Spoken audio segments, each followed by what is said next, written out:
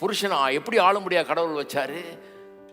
அன்பினால் ஆளும்படியாக, எல்லா தேவைகளையும் சந்திக்கிறவனாக, குடும்பத்தை கவனிக்கிறவனாக, ஆணாதிக்கத்தை கொண்டு வந்து குடும்பத்தில் நுழைக்கிறவனாக அல்ல, தன்னை அவர்களுக்கு கீழ்ப்படுத்தி கொண்டு தன்னுடைய உரிமைகளை கூட விட்டு கொடுத்துட்டு தன்னுடைய ஆசையெல்லாம் அப்புறம் பார்த்துக்கலாம், என் பிள்ளையுடைய கனவை நினைவாகட்டும், மனைவியுடைய கனவை நினைவாகட்டும் சொல்லி அதற்காக ஆசைப்பட்டு செயல்படுற மாதிரி அவனை கடவுள் உண்டாக்கி இருந்தார். அப்படிதான் அவன் ஆண்டு கொள்ள வேண்டும். ஒரு நல்ல ஆட்சியாளனை போல வீட்டில் எல்லாம் இருக்குதா, அரிசி இருக்குதா, பருப்பு இருக்கா, வாடகை கட்டியாச்சா, எலக்ட்ரிசிட்டி பில் கட்டியாச்சா, பள்ளிக்கூடத்தில் ஃபீஸ் கட்டியாச்சா, காலேஜுக்கு போகுது பிள்ளை 2 வருஷம் பொறுத்து, அப்போ எப்படி நான் ஃபீஸை கட்ட போகிறேன்? அதற்காக ஒரு ஜெபம், அதுக்காக ஒரு விசுவாசம், அதுக்காக ஒரு நம்பிக்கை, அதுக்காக ஒரு முயற்சி. பாருங்க, அவங்களுக்காகவே வாழ ஆரம்பிக்கிறாங்க.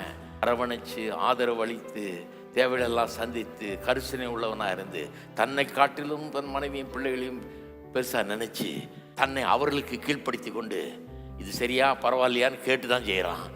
ஏன்னா அவர்களுக்கு அது மூலமாக நன்மை உண்டாகணும். அதனால் இவனே மனமும் வந்து தன்னை மற்றவர்களுக்கு கீழ்ப்படுத்தி கொண்டு கீழ்ப்படுகிறான். அவர்களுக்கு இருக்கீங்களா?